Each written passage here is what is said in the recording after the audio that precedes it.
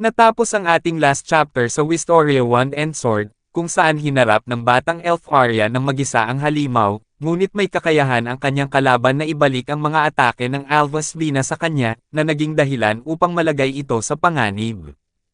Mabilis namang kumilos si Will Surfort upang iligtas si Elf Arya, at nakagawa din ito ng sarili niyang espadang may mahika na hindi umaasa sa iba, at ito din ang nais ni Ceredon na alalahanin ng ating bida. Pinagtulungan nila kasama ang Alvas Vina na talunin ang halimaw, na matagumpay naman nilang nagawa, at pagkatapos nito ay nagbalik na si Will Surfort sa kasalukuyan, kung saan malapit nang mag-umpisa ang Second Bloom. Ngayon, atin nang simulang talakayin ang susunod na chapter ng Wistoria Wand and Sword, at ito ay ang chapter 37.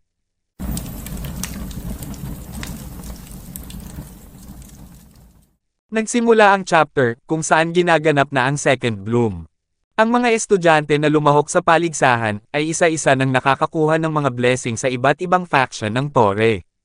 Si Cruz ay hindi kumbinsido sa mga binigyan ng blessing ng mga faction at sinabi nito, na hindi ako makapaniwala na pipiliin nila ang mga bagong nagtapos na mages mula sa academy. Naiintindihan ko na kailangan natin ng bagong mga miyembro, pero masyadong maluwag ang pamantayan ng mga factions ngayon. Nag-announce naman si Krilwi at sinabi sa lahat, na congrats sa inyong lahat. Pwede na kayong sumali sa inyong mga factions, sa tingin ko, malapit na tayong matapos sa pangalawang bloom ngayong taon. Labis namang nangangamba si Colette dahil magpahanggang ngayon, ay wala pa din sina Julius Rinberg at Will Surfort, habang sinabi ni Wignall Lindor, na kung hindi sila magmamadali, ay mawawalan sila ng pagkakataong makaakyat sa itaas ng tore. Sinabi ni Cruz, na sayang naman ang oras kung maghihintay pa ng mas matagal, iniisip ko na hindi sila nakapag-isip ng maayos na plano, kaya't napagdesisyonan nilang tumakas na lang ng parang talunan. Naiinis naman si Krilwi sa mga sinasabi ng punong guro ng Upper Institute, at sinabi sa kanyang sarili, na oo, pagkatapos mo silang sabutahin. Nagpatuloy naman sa pagsasalita si Cruz at sinabi, na ang mga tumatakbo mula sa apoy ng pagbabago ay walang karapatang umakyat sa tore, ngunit huwag mag-alala, kami sa Upper Institute ang baalang alagaan sila, hindi naman magiging problema iyon, di ba, Elf Arya? Hindi naman nag-react si Elf Arya sa sinabi ni Cruz, at tahimik lang itong naghihintay kina Will Surfort, na pinagtakahan ni Cruz. Bigla namang dumating sina Will Surfort kasama si Julius, at humingi sila ng tawad sa lahat sa pagkakahuli nila ng dating, na ikinainis ng punong guro ng Upper Institute. Ang bagong dating na dalawa ay nagsalita at sinabi, na kami sina Julius Rinberg at Will Surfort, at pumunta kami dito para lumahok sa Second Bloom. Guminhawa naman ang pakiramdam ni Colette at Wignall, dahil dumating na ang dalawa nilang hinihintay. Sinabi ni Cruz kina Julius at Will Surfort, na kayong mga daga sa lab, ay nagdudulot sa akin ng matinding abala, mananatiling pareho ang inyong pagsubok, patunayan ninyong may kakayahan kayong maging isang wand. Matapos magsalita nito, ay nagsilabasan ang mga halimaw na hinarap ni Will noong First Bloom, na naging dahilan ng pagbagsak nito. Patuloy namang nagsalita si Cruz at sinabi, na wala namang pagtutol mula kay Will Surfort o sa mga Magi Evander, tama. Sinambit ni Cariot na wala namang tumutol sa amin, habang sinaad ni Will Surfort na ayos lang sa akin. Nababahala naman si Julius kay Will at sinabi sa kanyang sarili, na seryoso ba siya? Wala pa rin akong ideya kung nakatulong sa kanya ang lahat ng kalokohang pinagdaanan niya, para makakuha ng kontrol sa Whis. Dapat ko siyang bigyan ng kaunti sa aking mahika, habang walang nakatingin. Bigla namang nagtaka si Julius, dahil nagliwanag ang kanyang inaapakan, at pumasok sa kanyang isipan na baka isa itong blessing mula sa faction. Tama nga ang hinala ni Julius Rinberg, at ang nagbigay ng blessing sa kanya, ay ang Alvas Vina at sinabi nito, na Julius, ipinagkakaloob ko sa iyo ang basbas mula sa Ice Faction, hindi mo na kailangang gawin ang anuman, halika na't sumama ka sa amin. Nababahala naman si Julius kay Will Surfort, dahil hindi na niya matutulungan ito, habang sinabi ni Elf Arya sa kanya, na salamat sa pagtulong mo kay Will, pero ngayon, panahon na para maniwala ka sa kaya niyang gawin. Hindi na umimik si Julius sa sinabi sa kanya ng Ice Princess, ngunit nababahala pa din ito sa maaaring mangyari kay Will Surfort. Sinabi nito sa ating bida, na huwag mong sayangin ang oras at pagsisikap na ibinigay ko para tulungan ka, naiintindihan mo.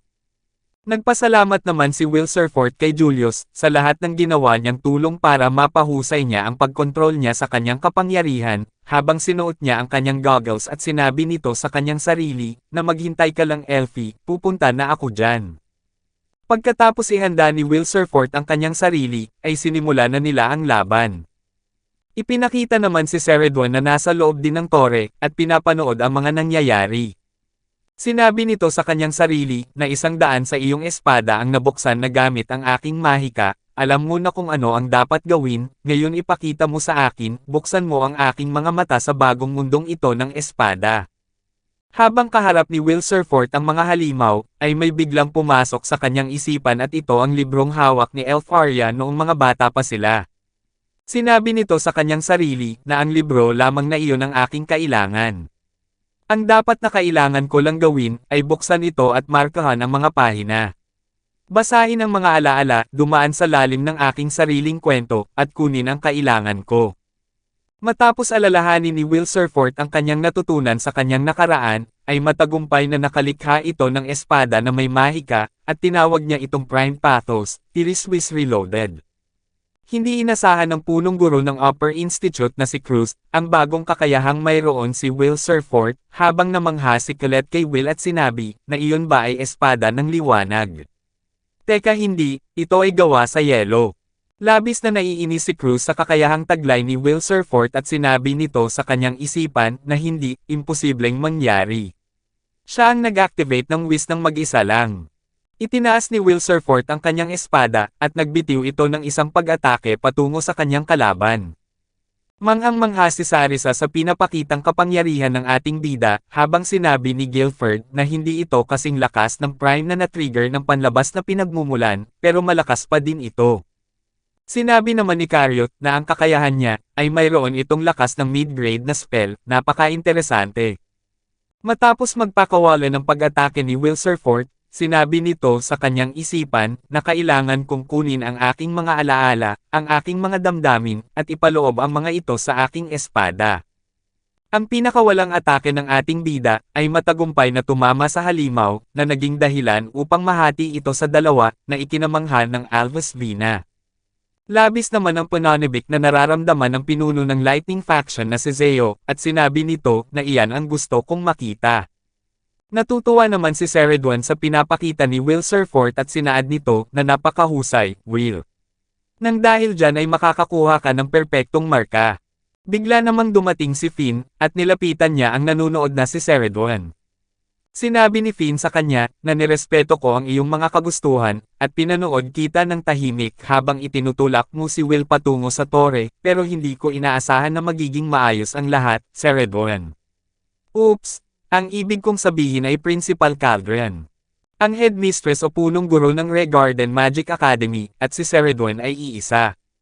Sinabi ni Ceredwan kay Finn, na pakiusap, tawagin mo ako sa aking tunay na pangalan kapag nasa anyo kong ito, maaari ba? Wala kang ideya kung gaano kahirap ang mag-cast ng aging magic sa sarili mo, mas mahirap ang magbago mula sa pagiging bata patungo sa matanda kaysa sa iniisip mo. Ano ang ginagawa mo dito? Akala ko ay mga mage lang ang pinapayagan sa tore. Umupo si Finn sa tabi ni Ceredwan at sinabi nito na nakakatawang marinig yan mula sayo o walang edad na mangkukulam. Sinambit naman ni Ceredwan na ganun ba? Huwag mong isipin na hindi ko napansin ang paggawa mo ng sarili mong uri ng mahika sa likod ng mga eksena.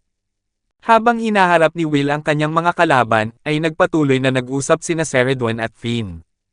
Sinabi ni Ceredwan na hindi makakakuha ang mga dwarfs ng item na kasing bihira ng Wisp Gem nang walang tulong. Iniisip ko na nagmula ito sayo.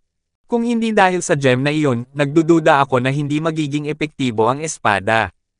Si Finn at si Donan din pala ay iisa, kaya walang kahirap-hirap na nagkaroon ng Wisp Gem ang espadang ibinigay niya kay Will Surfort. Sinabi ni Finn kay Ceredwan na siya ay bagong wielder ng ikalimang pinagmulan, sana ay mapatawad mo ako sa pagbibigay ng maliit na regalo sa isang taong may ganitong kahalagahan. Ang kanyang vessel ay nasa proseso pa ng pagdevelop, ang dami ng puwersa ng mahika na kailangan niya, para i-trigger ang reload ng mag-isa ay kulang, ang espada ng Wisp ang magdadagdag sa kakulangan niya. Ang Whis ay naglagay ng mabigat na pasanin kay Will, pinuti nito ang kanyang buhok, na nagdulot ng pagkawala ng kanyang mga alaala, pero pagkatapos ng 6 na taon ng paglago sa academy, maaari ko na siyang turuan ng lahat ng alam ko. Patuloy na tinatalo ni Will Surfort ang kanyang mga kalaban, habang sinabi ni Finn sa kanyang isipan, na kung kakayanin niyang ipakita sa amin ang hindi alam na hinahanap ni Ceredon, tanging panahon lamang ang makapagsasabi.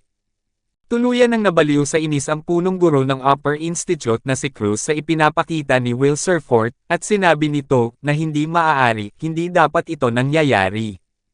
Labis namang nangangamba si Charles kay Cruz, at tinanong niya ito kung ayos lamang siya. Ang mga iba't ibang faction naman, ay humanga sa kakayahang pinakita ni Will Surfort.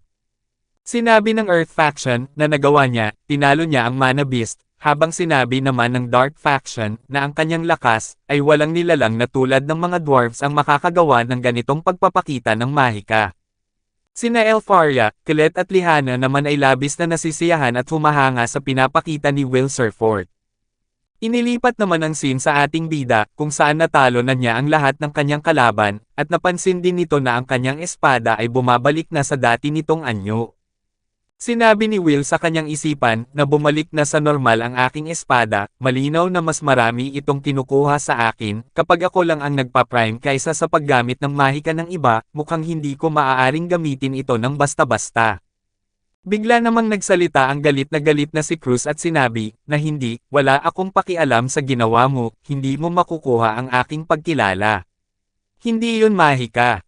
Kinausap ni Krilwi si Cruz at sinaad, na hindi mo ba iniisip na medyo hindi makatuwiran ang iyong mga sinasabi. Sinambit ni Cruz, na hindi.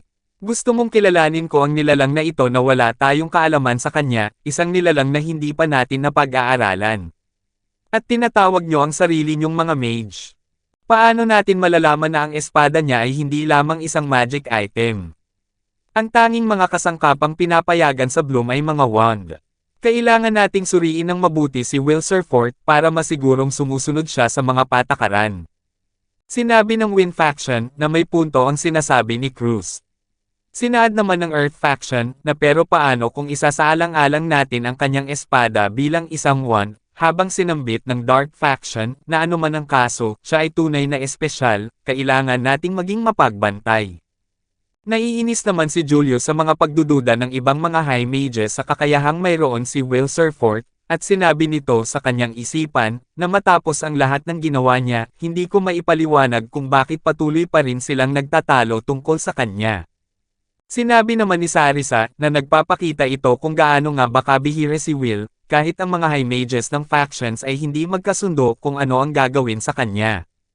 Napaisip si Sarisa at sinabi niya sa kanyang sarili, na ang tanging mga tao na maaaring magpaayos sa lahat ay ang Magi Evander, kahit ano pang gawin namin, ay maririnig pa din natin ang mga reklamo mula kay Cruz, pero kung si Elfaria ang magsasalita para kay Will, tiyak na makikita ng iba ang kanyang mga aksyon bilang kakampi ni Will Surfort. Ipinakita si Elfaria na tahimik lang sa kanyang upuan, habang sinabi pa ni Sarisa sa kanyang sarili, na kailangan kong makahanap ng paraan para makuha ang isa sa mga ibang Magi Evander sa aming panig, mas mabuti kung magagawa ito bago pa sumabog sa galit si Elfaria. Bigla namang nagalit si Zeo at nagbato ito ng mahikang gawa sa kuryente sa kanyang harapan at sinabi, na lahat kayo ay puro salita at walang gawa. Kailangan natin ng simpleng paraan para malaman kung ano talaga ang batang ito, at may solusyon ako para dyan. Si Zeo ay biglang ngumiti, habang ang Alvis Vina ay hindi inasahan ang ginawa ng pinakapinuno ng Lightning faction. Sinaad ni Zeo kay Will, na hoy buwisit, isa lang ang pagkakataon mo.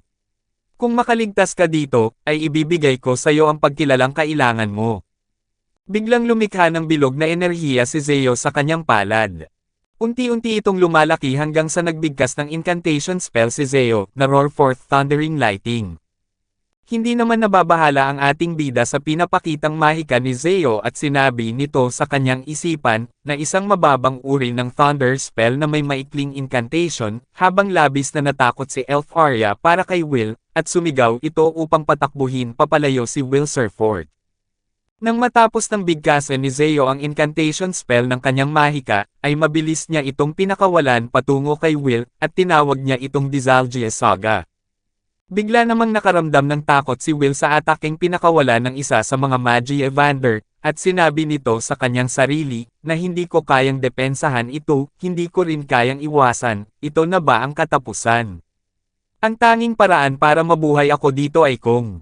Bago pa matapos ang nais nitong sabihin ay tumama na ang atake ni Zeo sa kanya, at lumikha ito ng malakas na pagsabog at makapal na usok.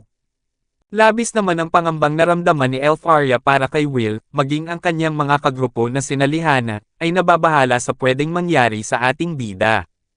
Nang hamupa na ang usok na nilikha ng pagsabog, ay lumitaw si Will Surfort na nakanatiling nakatayo, na ikinatuwa ni Zeo, habang si Elf Arya ay patuloy na nababahala. Si Will Surfort ay hindi nagtamo ng kahit na maliit na pinsala, sa pinakawalang mahika ni Zeo, at sa halip ay inilagay niya ang Thunder Spell ng Magi Evander sa kanyang espada, at tinawag niya itong Prime Disalgia Whist. Labis ang pagkagulat ng mga estudyanteng nanunood dahil ang espada ni Will ay naging kidlat, habang nagtataka naman ang isa kung paano niya nagawa ito. Natatawa si Finn sa kinahinatnan ng nangyari at sinabi nito na kinain niya ang magic spell ng Magi Evander. Ipinaliwanag naman ni Ceredwan kung ano ang ginawa ni Will Surfort at sinabi na inabsorba niya ang kuryente, sa sandaling kumonekta ito at pinutol ang lakas nito sa kalahati. Siyempre hindi niya kayang tiisin ang buong bigat ng spell ni Zeo, nang hindi nakakaranas ng kaunting pagkabigla, ngunit ginawa niya ang hinihiling sa kanya ni Zeo, at nakaligtas sa halos hindi mapigil ang atake. Labis ang kagalakang nararamdaman ni Zeo dahil sa ginawa ni Will Surfort at sinabi nito na napakalakas ng loob mo, bata. Hindi ako makapaniwala na nakaligtas ka talaga sa isa sa mga spell ko. Nakita niyo ba yon, mga mangmang? Ang buwisit na ito ay nakatanggap ng atake mula sa isang Magi Evander, at nakatayo pa rin. Ano pa ang gusto niyo sa kanya? Ano pa ang kailangan niyo? Nakuha mo na ang pagkilala ko, bata. Isang bagay ang sigurado ako, hindi ka nababagay sa ibaba. Umakyat ka na, Will Surfort. Tinutulan naman ito ni Cruz at sinabi, na pakiusap, sandali lang Zeo. Tiyak na sangayon ka na hindi natin maaaring sirain ang kabanalan ng Bloom sa pamamagitan ng paggamit ng ganitong pabigla-biglang paraan ng pagkilala. Bigla namang napunta si Zeo sa tabi ni Cruz na ikinagulat niya, habang sinabi ni Zeo na sige, paano naman kung ikaw ang susunod? Tiyak na kaya ng kagalang-galang na punong guro ang gawin ang ginawa ng batang iyon, di ba? At kung hindi mo kaya, at least malalaman nating lahat kung gaano kakalakas, nerd. Itinutok ni Zeo ang kanyang palad sa harapan ni Cruz, na labis niyang ikinatakot at nanlambot ito. Dahil sa kalabisang takot na nararamdaman, ay sumang-ayon na ito at sinabi, na sa pamamagitan nito, kinikilala ko si Will Surfort bilang karapat-dapat sa tore. Narinig ni Colette ang sinabi ng punong guro ng Upper Institute tungkol kay Will, at nakaramdam ito ng ginhawa maging sina Lihana at ang iba pa. Nag-announce naman ng napakalakas si Krilwi at sinambit na si Will Surfort ay karapat-dapat nang sumali sa isang faction. Bigla namang tumakbo ang Alvis Vina, habang sinubukan namang pigilan ni Sarisa ito, ngunit patuloy lamang ito sa pagtakbo. Ang Ice Princess ay tumalon pa ibaba patungo sa kinatatayuan ni Will Surfort, at niyakap niya ito ng mahigpit. Hindi inasahan ni Will ang ginawa ni Elf Arya sa kanya at namula ang kanyang pisngi, habang sinabi ng Alvis Vina sa kanya, na salamat sa Diyos, Will, nagawa mo ito. Napakamot naman sa ulo si Sarisa sa ginawa ni Elf Arya, habang nakita ni Colette ang dalawa at nakaramdam ito ng pagseselos. Sinabi pa ni Elf Arya kay Will, na pasensya na Will, hindi ko nagawa ang kahit ano para makatulong sayo. Sinaad naman ng ating bida, na huwag kang mag-sorry, Elfie, maging masaya ka, matagal ka nang naghintay dito at sa wakas, nagawa ko na.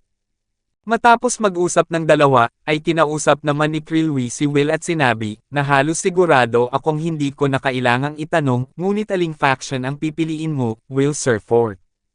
Sinambit ni Will Surfort na pipiliin ko si Elfisa. Hindi natapos ni Will ang kanyang isasagot kay Krilwi, dahil may biglang humila sa kanya, at ito ay ang pinakapinuno ng Lightning Faction na si Zeo. Sinabi ni Zeo sa lahat na sasamahan niya ako, na labis na ikinainis ng Alvis Vina. Dito na natatapos ang Chapter 37 ng Wistoria Wand and Sword. Paki-like and follow naman po ng ating Facebook page, nasa description po yung link. Muli huwag kalimutang mag-like, comment, share at subscribe sa ating channel. Salamat!